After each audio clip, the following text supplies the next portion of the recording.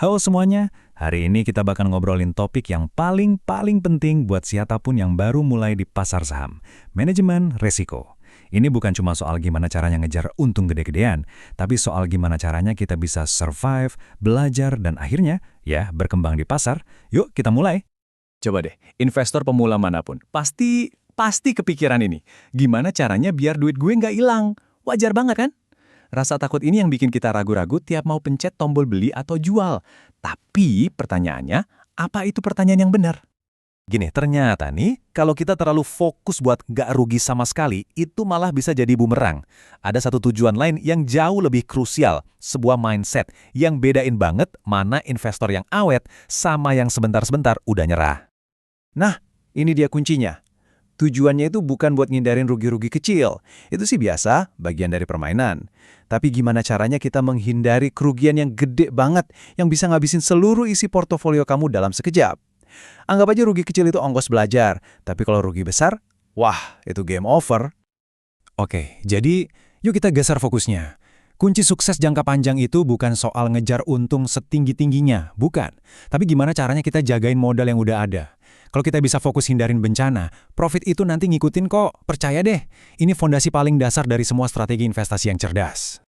Ngomong-ngomong soal resiko, ini tuh bukan hantu yang nggak jelas wujudnya. Resiko itu sebenarnya adalah musuh-musuh yang jelas, yang bisa kita kenali, kita pelajari, dan yang paling penting, bisa kita siapin strateginya. Yuk kita kenalan sama 5 musuh utama yang sering banget bikin investor pemula kepleset. Yang pertama, ya jelas, risiko harga turun. Ini yang paling kelihatan. Kedua, risiko salah pilih saham. Ini nih pas kita jajan saham perusahaan yang ternyata fundamentalnya jelek. Ketiga, dan ini, jujur aja, mungkin yang paling bahaya risiko emosi. Panik pas market merah, serakah pas market hijau, wah itu bisa ngerusak rencana sebagus apapun. Keempat, risiko overtrading. Terlalu sering jual beli, tahu-tahu profitnya kemakan biaya broker. Dan kelima, risiko gak punya rencana. Ini kayak naik kapal tapi gak bawa kompas. Masuk pasar tapi gak tahu kapan harus keluar. Sekarang kita udah kenal musuhnya kan? Waktunya kita ngomongin senjatanya. Anggap aja ini playbook pertahanan buat kamu. Kita akan bahas strategi-strategi praktis yang bisa langsung kamu pakai buat melindungi diri dari resiko-resiko tadi. Oke, konsep pertama dan yang paling penting, cut loss. Coba bayangin ini kayak rem darurat di mobil. Kamu mungkin nggak suka pakainya, tapi pas lagi butuh banget, rem ini bisa nyelamatin nyawa. Nah, di saham, cut loss itu nyelamatin portofolio kamu. Aturan cut loss ini ada panduannya kok, nggak ngasal. Buat yang tradingnya jangka pendek, cepat, pasang batas ruginya di sekitar 2-5%.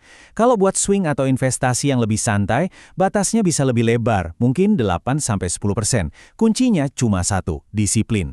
Serius deh, mendingan rugi kecil yang udah kita rencanain, daripada rugi gede yang bikin pusing 7 keliling. Lanjut ya, waspada sama yang namanya saham gorengan. Ini jebakan paling klasik buat pemula. Tanda-tandanya tuh gampang dikenali kok. Pertama, harganya naik turun gila-gilaan. Kedua, volume transaksinya aneh. Kadang sepi banget, tiba-tiba rame. Dan yang paling penting, kenaikannya itu nggak ada angin, nggak ada hujan. Nggak ada berita bagus, fundamentalnya juga biasa aja. Coba deh, ingat-ingat kalimat ini. Kenaikan harga yang aneh dan tiba-tiba itu seringnya bukan kesempatan emas, tapi pancingan buat investor yang gampang FOMO. Jangan sampai kamu yang kena. Terus gimana dong cara milih saham yang lebih benar? Cek deh beberapa hal simpel ini. 1. Labanya stabil atau naik nggak? 2. Utangnya kebanyakan nggak? 3. Kita ngerti nggak sih cara bisnisnya nyari duit? Jangan beli yang kita nggak paham. Dan 4. Cash flow-nya positif nggak? Ini kayak napasnya perusahaan loh. Pasti pernah dengarkan, jangan taruh semua telur di satu keranjang.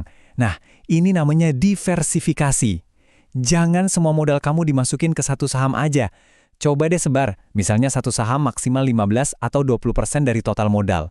Dan lihat deh, sisain porsi buat cash atau aset aman. Ini penting banget. Bisa buat amunisi pas ada kesempatan bagus, atau jadi bantalan pas market lagi goyang. Nah, musuh emosional berikutnya, FOMO, atau Fear of Missing Out.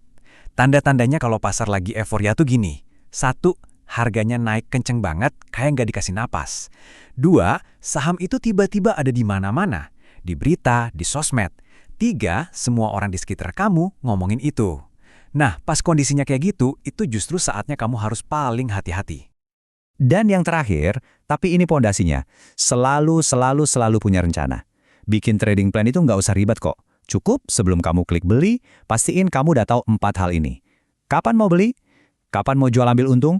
Yang paling penting, di harga berapa kamu bakal cut loss kalau salah, dan target profitnya berapa. Oke, sekarang kita bahas satu mitos yang paling bahaya, yang paling sering bikin pemula nyangkut. Nasihat yang kedengarannya enak, tapi sebenarnya racun. Udah, diamin aja, nanti juga naik lagi.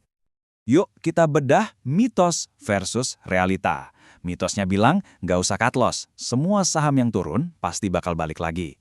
Kenyataannya, aduh, banyak banget saham yang abis anjlok, nggak pernah balik lagi ke harga tertingginya.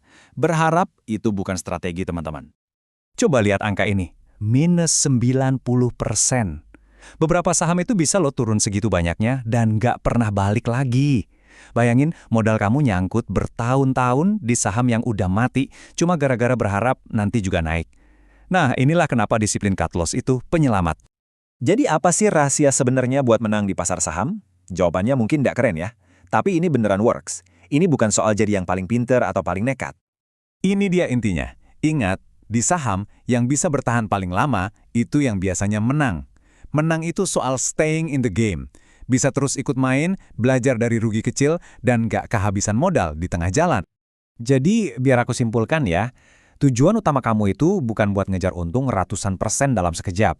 Tujuan kamu adalah jagain supaya ruginya sekecil mungkin. Kalau kamu bisa konsisten lakuin ini, profit gede itu bakal datang sendiri.